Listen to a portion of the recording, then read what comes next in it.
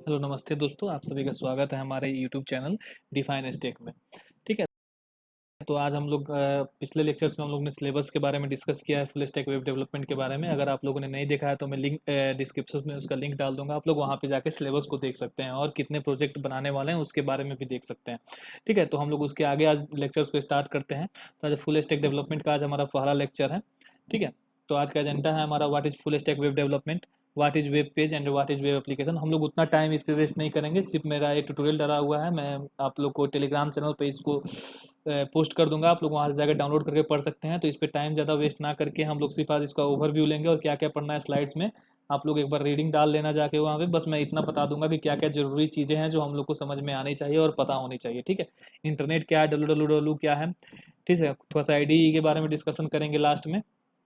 ठीक है, तो आप लोग टेलीग्राम पे मुझे फॉलो कर सकते हैं, ट्यूटोरियल इन डीप पे जाके। इंस्टाग्राम पे मेरा आईडी है, आप लोग यहाँ से फॉलो कर सकते हैं। तो फुल स्टैक वेब डेवलपर किन को बोलते हैं? तो फुल जिनको फ्रंट एंड और बैक एंड का फुल्ली नॉलेज होता है उसको हम लोग फुल स्टैक डेवलपर बोलते हैं। अब इतना जान के आप लोगों को आया होगा समझ में कि फ्रंट एंड डेवलपर क्या होता है। फ्रंट एंड डेवलपर जो होता है वो रिस्पॉन्सिबल होता है क्लाइंट साइड के एप्लीकेशन को डेवलप करने के लिए, मतलब यूजर इंटरफेस को मतलब यूजर इंटरफेस को डेवलप करने के लिए। कि मतलब यूजर का इंटरफेस जो होगा वो कितना खूबसूरत होगा, उससे कितना यूजर इंटरेक्ट हो सकता है और कितना खूबसूरत उसको बना सकता है, तो उसको फ्रंट एंड डेवलपर बोलते हैं। मतलब जो हम लोग वेबसाइट खोलते हैं, जो हम लोग को सबसे पहला पेज या ऊपर से जो पेज दिखाई देता है कोई भी पेज, उसको हम लोग फ्रंट एंड बोलते हैं। ठीक है ना। तो फ्रंट एंड में मेनली HTML जावास्क्रिप्ट और CSS के थ्रू ही बनता है। तो HTML जो होता है मैं यहीं पे आप लोगों को डिफाइन कर देता हूँ, इसको आगे भी करके हम लोग एक एक करके डिफाइन किए हैं। HTML जो होता है वो बैकबोन होता है एक तरह से, मतलब बिना HTML का कोई चीज़ मतलब वेबसाइट बन ही नहीं सकता है। मतलब जो भी मतलब वेब पेज पे जो भी चीज़ करना है, मतलब ब्राउजर को क्या चीज़ दिखाना है और कैसे दिखाना है, वो जितना पूरा डिसाइड HTML करता है। जैसे कि एक फॉर्म बनाना है तो फॉर्म का जो बेसिक स्ट्रक्चर होगा ना, जो बैकबोन होगा, जो ढांचा होगा, स्ट्रक्चर जो होगा, वो HTML के थ्रू ही से ही क्रिएट होगा। मतलब बॉक्स कहाँ पे होगा, ठीक है ना, बॉक्स होगा, बटन होगा, ये सब क्या क्या होगा वो HTML बताएगा, और कहाँ होगा कैसा होगा वो CSS बताएगा। ठीक है, तो वैसे ही स्टाइलिंग का जो कैस्केडिंग स्टाइल से जिसको हम लोग बोलते हैं CSS, वो जो होता है वो स्टाइलिंग का काम होता है उसका। हमारे वेब मतलब वेब पेज को डिजाइन करना, मतलब स्टाइल बनाना, ब्यूटी पार्लर भी बोल सकते हैं हम लोग इसको वेब डेवलपमेंट का। ठीक है ना। तो वे जो कंटेंट जो है हमारे वेब पेजेस को, वो हमारे वेबसाइट पे कैसे दिखेंगे, ये CSS का काम है। और जो जावा स्क्रिप्ट का जो काम है वो हमारे वेबसाइट से इंटरेक्ट करने का काम है। जैसे कि एक मतलब जो फ्रंट एंड पे हमारा है, जैसे मैंने बोला कि एक बटन होगा, एक बॉक्स होगा, तो जो बॉक्स में जो डेटा होगा वो ऑन क्लिक क्या करना है उसको, मतलब कहाँ पे जाकर कंपेयर करना है, ये जावा स्क्रिप्ट का काम है। मतलब जो बटन होगा, मतलब जो आईडी हम लोग का बना हुआ रहेगा, यूजर आईडी और पासवर्ड इंटर करने के लिए, जैसे फेसबुक का ही दिया रहता है, तो उस पर हम लोग डायरेक्टली उस पर क्लिक करते हैं, उसमें डेटा शो करते हैं, यहाँ तक तो HTML का काम है। बट क्लिक करने के बाद क्या करना है ना, ये जावास्क्रिप्ट का काम है। ठीक है, तो इंटरेक्शन होता है। बैकएंड डेवलपर जो सर्वर साइड पे प्रोग्रामिंग करते हैं, कोडिंग करते हैं, उनको बैकएंड डेवलपर बोलते हैं, या तो डेटाबेस से कनेक्टिविटी करते हैं। ठीक है, बट ये भी एक फैक्ट है कि बिना फ्रंट एंड डेवलपमेंट के कोई भी बैकएंड से कम्युनिकेट नहीं कर सकता है, इसलिए फ्रंट एंड मस्ट है, फ्रंट एंड सबको आना चाहिए। ठीक है, तो इसीलिए हम लोग फ्रंट एंड भी देखेंगे, बैकएंड भी देखेंगे। ठीक है, कुछ मोस्ट फेमस टेक्नोलॉजी जो कि फुल स्टैक डेवलपमेंट में यूज किए जाते हैं, तो सर्वर साइड के लिए यूज किए जाते हैं, जैसे कि JEE जावा एंटरप्राइज एडिशन जो जावा का एडवांस्ड फीचर है, और जेंगो जो पाइथन का एडवांस फ्रेमवर्क है, और PHP जो कि इंडिपेंडेंट है, इसको पढ़ने के लिए कोई भी बेसिक नॉलेज की जरूरत नहीं है। JEE और जेंगो में जावा और पाइथन की बेसिक्स की जरूरत होती है, बट PHP में ऐसा कुछ नहीं है। ठीक है, इन कंसेप्ट को समझने के लिए हम एक वेबसाइट का ओवरव्यू लेते हैं, जैसे कि हम लोग यूट्यूब का लिए, तो इसमें जितने सारे आपको ये दिख रहे हैं ना, ये सब ये एक डिवीजन में पड़े हुए हैं, मतलब डिव जिसको बोलते हैं, डिव के टैग। ठीक है ना, तो वो HTML का है। बट ये डिव टैग जो होता है ना, एक के नीचे बाय डिफॉल्ट एक के नीचे एक के नीचे एक आता है। ठीक है ना। अब इसको यहाँ से मतलब जो पहले डिव बना होगा ना, तो ये डिव के नीचे गया होगा, तो इसको यहाँ से उठा के कैसे लाना है, ये CSS का काम है। ठीक है, यहाँ पे जो हर चीज जो लिखा हुआ है HTML का काम है, बट यहाँ पे ऑन क्लिक करने के बाद यही वाला वीडियो प्ले करना है, ये जावास्क्रिप्ट का काम है। ठीक है, क्लियर हुआ? नहीं क्लियर हुआ होगा तो आप लोग सिलेबस में देख सकते हैं, आप लोग फिर से बोलिएगा तो मैं आप लोग को रिक्वेस्ट है, पर मैं इसको तेजी में खत्म कर रहा हूँ क्योंकि थ्योरी है, उतना इंपॉर्टेंट नहीं है, बट सिर्फ बेसिक ओवरव्यू नॉलेज होना चाहिए कि इसको क्या बोलते हैं।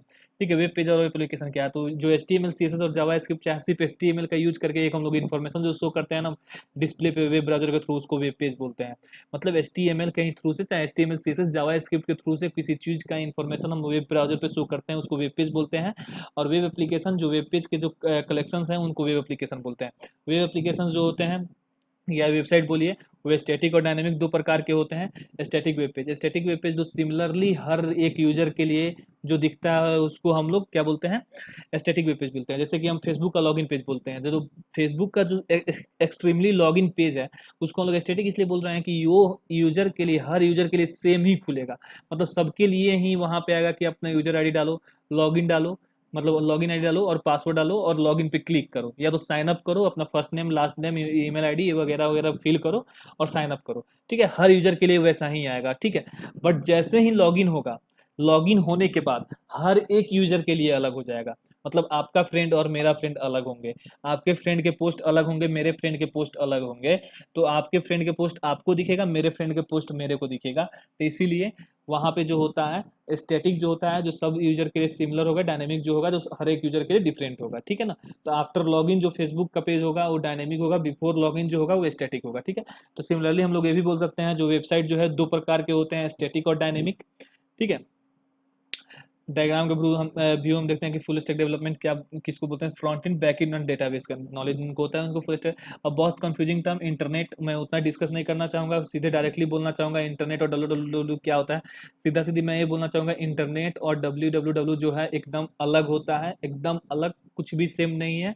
ठीक है, फिर सिर्फ दिमाग में वो वहाँ भ्रम है कि ये दोनों सेम है। ठीक है, इंटरनेट जो है, इंटरनेट का मेन काम है हमारे कंप्यूटर को दुनिया के कंप्यूटर से या सर्वर से कनेक्ट करना। ठीक है, हमारे कंप्यूटर को दुनिया के कंप्यूटर से कनेक्ट करना, या तो नेटवर्क के कनेक्शन मतलब हमारे डेटा को नेटवर्क से कनेक्ट करना, उसको इंटरनेट बोलते हैं। तो उससे क्या होता है कि हमारा जो डिवाइस है ना, इंटरनेट की तरफ से ग्लोबल कनेक्ट हो जाता है, मतलब दुनिया के कहीं से भी हम लोग डेटा को देख सकते हैं। मतलब यहाँ से बैठे बैठे अगर हम लोग फेसबुक यूज कर रहे हैं, फेसबुक अमेरिका में बना है, उसका सर्वर अब यहाँ पे, बट स्टार्टिंग में सर्वर वहाँ पे था, उतना लोड नहीं था, तो वहाँ से हम लोग डायरेक्टली एक्सेस कर रहे थे। मतलब अभी मान लीजिए बेंगलोर में ही इसका सर्वर होगा इंडियन का, मतलब कहीं मतलब इंटरकनेक्टेड डायरेक्टली तो अमेरिका में ही होगा मेन सर्वर से। तो इसीलिए हम लोग बोल सकते हैं ना कि इंटरनेट जो है हमारे डिवाइस को इंटरनेट मतलब ग्लोबली कनेक्ट करता है। ठीक है, बट डब्ल्यू जो है ना, तो इन्फॉर्मेशन को शेयर करता है हमारे साथ।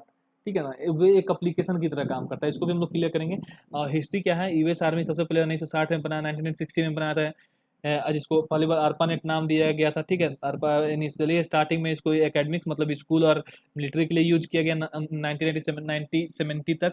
1980 में इसको प्राइवेट फंडिंग से इसको एक्सपेंड करना शुरू कर दिया गया, और 1980 से जब एक्सपेंड हो गया, बहुत सारे जगह पे छोटे छोटे हब इसके हो गए, तो 1980 से 90s के बीच में इसको मर्ज किया गया सारे नेटवर्क को, और उसको 90s में नाम दिया गया इंटरनेट, और वहां से जाकर स्टेब्लिश हुआ मोबाइल का।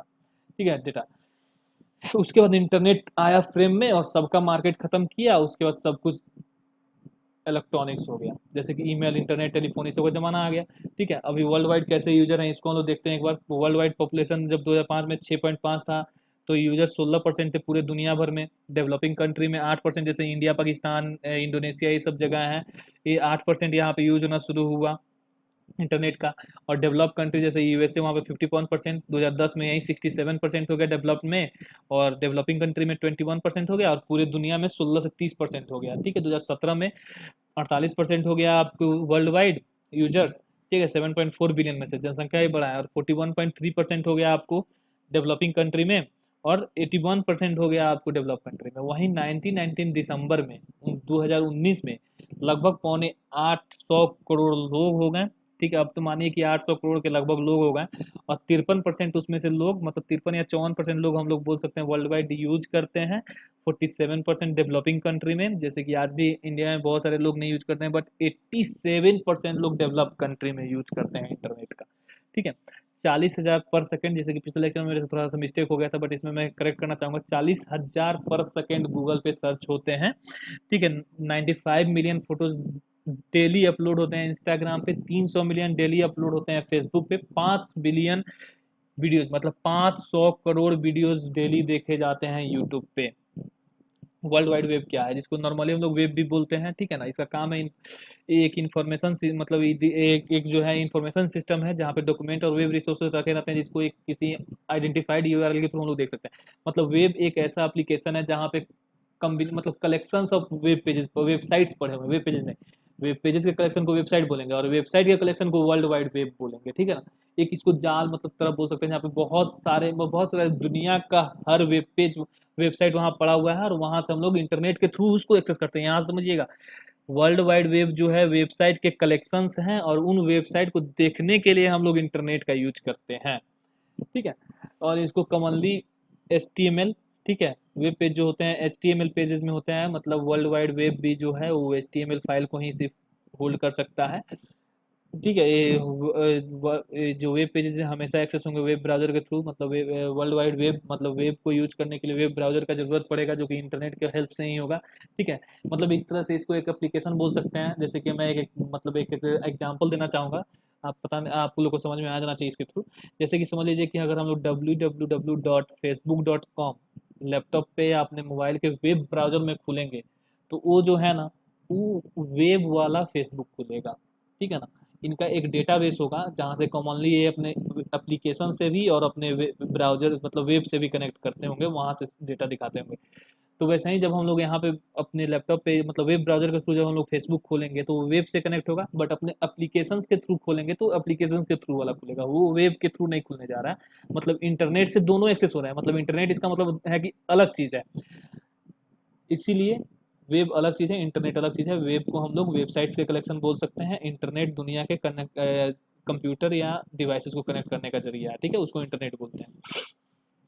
एक लास्ट ओवरव्यू, जब 1989 में वर्ल्ड डब्ल्यू का इन्वेंट किया था टिम बर्नर्स ली ने, जो कि इन्होंने HTML भी बनाया है, और इन्होंने ही फर्स्ट वेब ब्राउज़र बनाया 1990 में, ठीक है। और 1991 या 1992 में फर्स्ट वेबसाइट लॉन्च किया गया था इन्हीं के थ्रू, और पहला 1992 में, बट अभी तक देख लीजिए तो लगभग लगभग 200 करोड़ वेबसाइट करेंटली अभी अवेलेबल है वेब पे। यहाँ पे भी क्लियर होना चाहिए आपको बात, वेब पे वेबसाइट रहते हैं, ठीक है। वेब पे अभी 200 करोड़ डिवाइस हैं, ठीक है। IDE और ब्राउजर्स के बारे में कुछ, ठीक है। तो ब्राउजर के बारे में मैं क्लियर करना चाहूँगा, जो भी ब्राउजर है आपको वो यूज कीजिएगा, मैं हर एक एक्सटेंशन बताऊंगा, थोड़ा सा डिफरेंस आता है हर ब्राउजर के लिए लिखना, तो हम लोग हर ब्राउजर के लिए अपना एक्सटेंशन यूज करेंगे, मतलब एक्सटेंशन नहीं, उसमें क्या कोड में थोड़ा सा डिफरेंस होगा यूज करेंगे, मैं बताऊंगा आप लोग को, ठीक है। हम लोग IDE मैं यूज करने वाला पर्सनली कोड लिखने के लिए स्टार्टिंग में VS कोड, जब प्रोजेक्ट बनाऊंगा तो ब्रैकेट से, ठीक है। उस समय आप लोगों को पता चल जाएगा क्यों VS कोड यूज करूंगा लिखने टाइम, ब्रैकेट के लिए किस लिए यूज करूंगा। मैं चाहूँगा तो दोनों एक समय यूज कर सकता हूँ, पर आप लोग को दोनों में मास्टर करना चाहता हूँ, आप लोग जिसमें यूज करना चाहें फ्री है। आप लोग चाहें तो नोटपैड में लिखिए, सेव कीजिए, रन कीजिए, नोटपैड नोटपैड प्लस प्लस में लिखिए, सेव कीजिए, ठीक है। सब लाइन में लिखिए, सेव कीजिए, मेरे को कुछ नहीं, बस एक एडिटर होना चाहिए जिसमें हम लोग लिख सकते हैं, ठीक है। मैं IDE क्यों बोल रहा हूँ, नोटपैड IDE नहीं है, एक एडिटर है, बट ब्रैकेट और VS कोड का IDE इसलिए बोल रहा हूँ ना, जब हम लोग यूज करेंगे तो मैं इसके बारे में बताऊंगा IDE, क्योंकि वहाँ पे हम लोग को सिंटेक्स ज़्यादा डीप में नहीं लिखना पड़ेगा, ठीक है। हम लोग किस प्रोसेस से पढ़ेंगे, तो सबसे पहले फ्रंट एंड पढ़ेंगे HTML CSS और जावास्क्रिप्ट, उसके बाद डेटाबेस पढ़ेंगे MySQL या ओरेकल, पहले MySQL पढ़ेंगे, जब PHP से हम लोग बैकएंड खत्म कर देंगे तो ओरेकल कवर करेंगे, फिर जावास्क्रिप्ट कवर जावा JEE और जाएंगो से करेंगे, ठीक है। सबसे पहले फ्रंट एंड डेटाबेस, उसके बाद बैकएंड, ठीक है। एक quick review, full stack development क्या है, जिनको फ्रंट एंड और बैक एंड दोनों का नॉलेज होता है उनको फुल स्टैक डेवलपर बोलते हैं।